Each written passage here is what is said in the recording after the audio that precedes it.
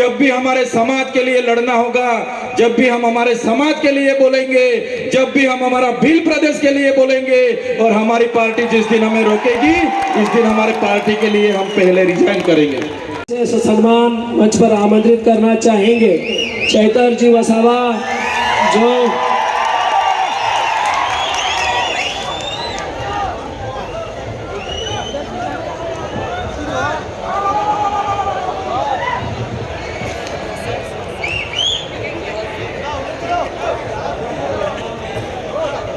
सभी साथी शांति बनाए रखें। शांति बनाए रखें प्लीज, शांति बनाए रखें। इस खुले सत्र में हमारे अतिथियों का वक्तव्य आप सुनिए। सभी लोग शांति बनाए रखें। जय जोहार का नारा है, जय जोहार का नारा है, आदिवासी एकता।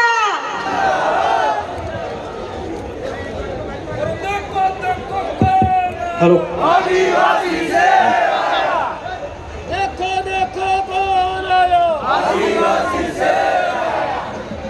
आदिवासी एकता परिषद द्वारा आयोजित 32वां आदिवासी एकता सांस्कृतिक महासम्मेलन में यहाँ उपस्थित सभी वडीलगण, युवा साथी, माताएं, बहनें, सभी को मेरा उल गुलान, जय जोहार, आपकी जय, स्वकथा पितृ की जय, प्रकृति की जय और जय भील प्रदेश।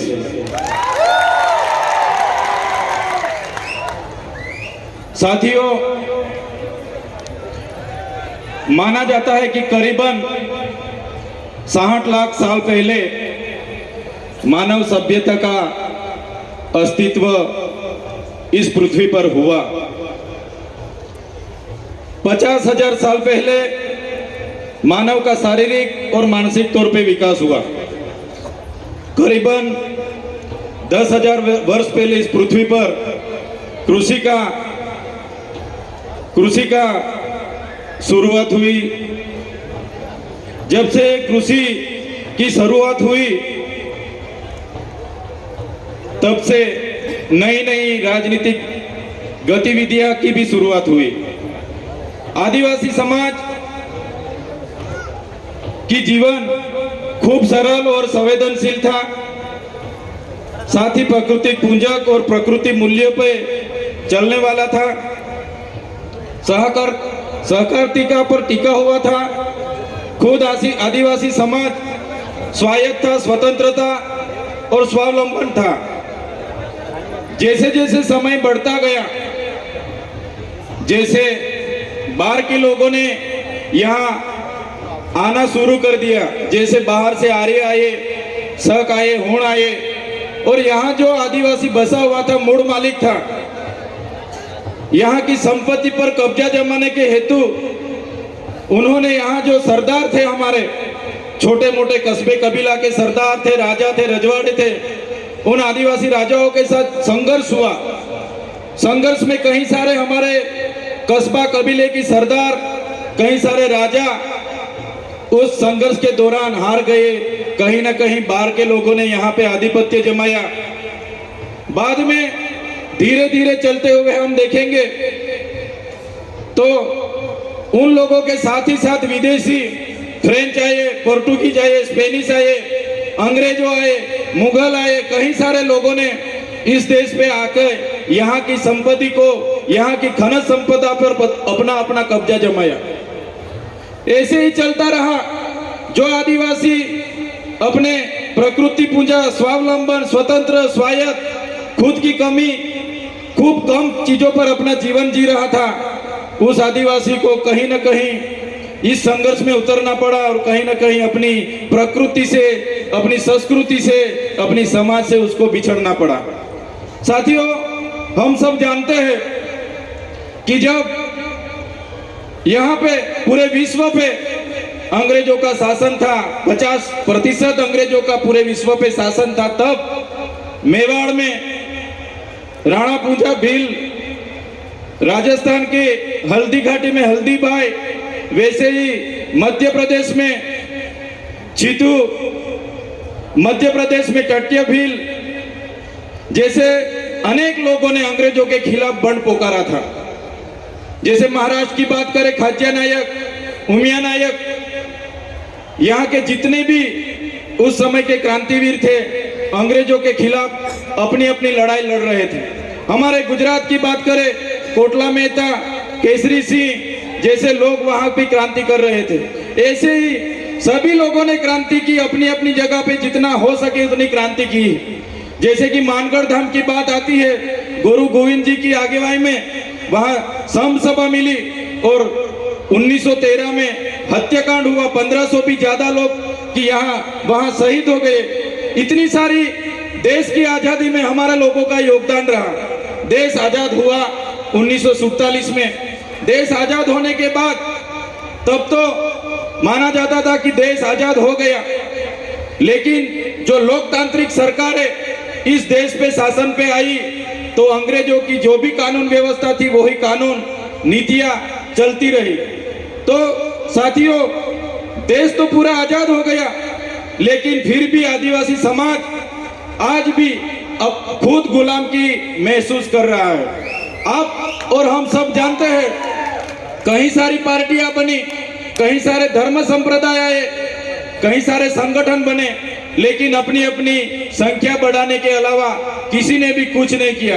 सबसे बदतर परिस्थिति इस देश में कोई किसी की होगी तो हमारे आदिवासी समाज, जो मूल निवासी समाज बोला जाता है, मूल मालिक समाज बोला जाता है, इस समाज की इस देश में हुई है।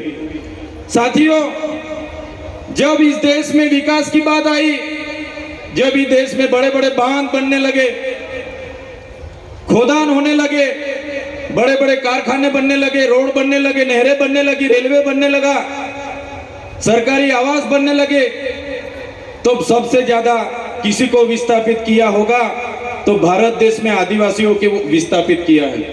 आज भारत देश का 1,40,00,000 लोग आज विस्थापित हुए हैं। खुद प्रकृति के साथ जीते थे, अपनी संस्कृति थी, अपनी समाज के साथ रहते थे, फिर भी आज 1,40,00,000 लोग अपने समाज से छिन्न भिन्न हो गए।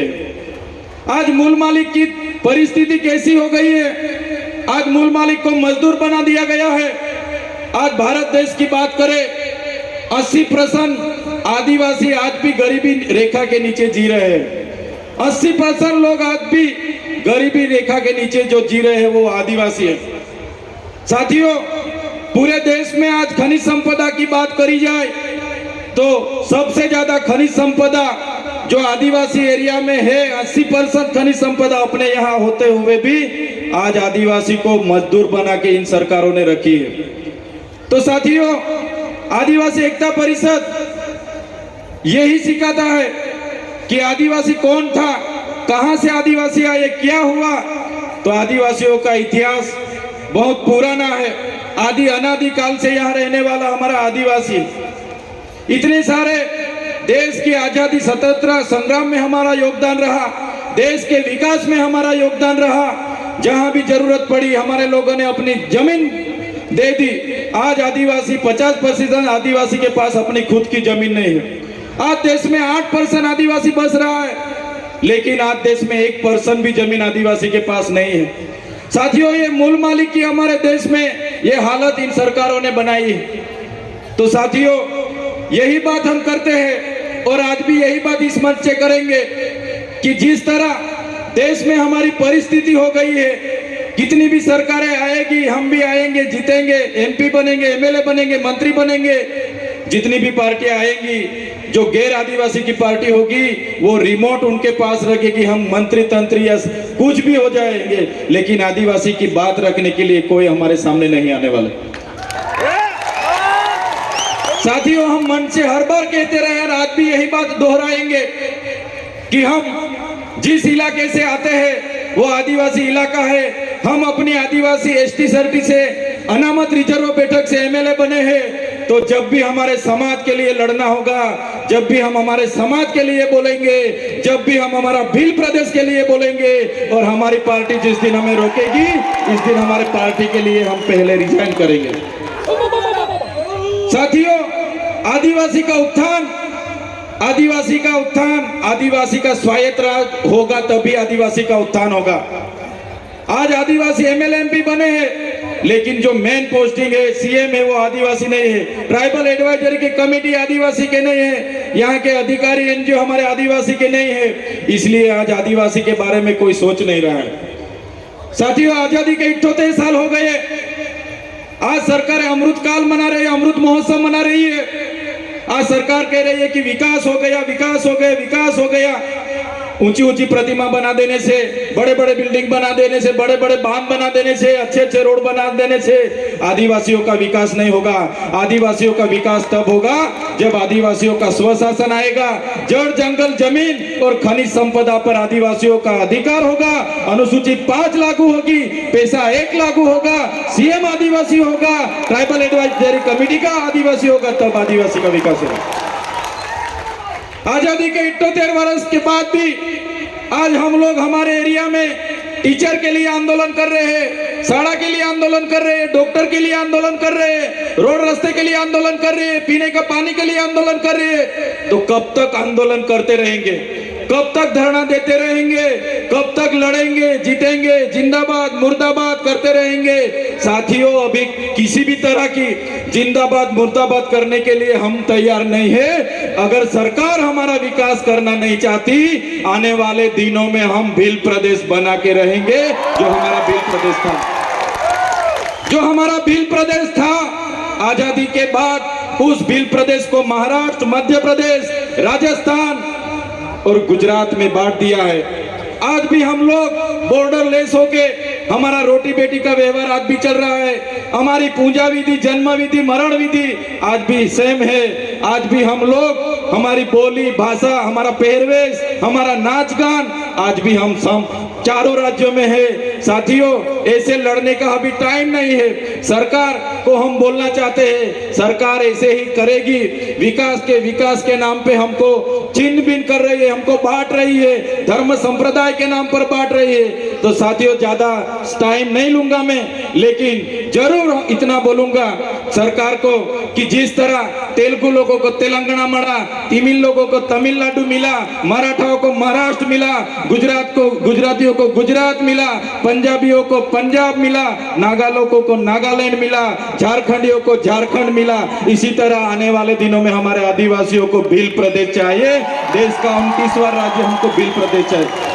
भील प्रदेश हम बना के रहेंगे, ये हमारा अधिकार है। संविधान ने हमको अधिकार दिया है।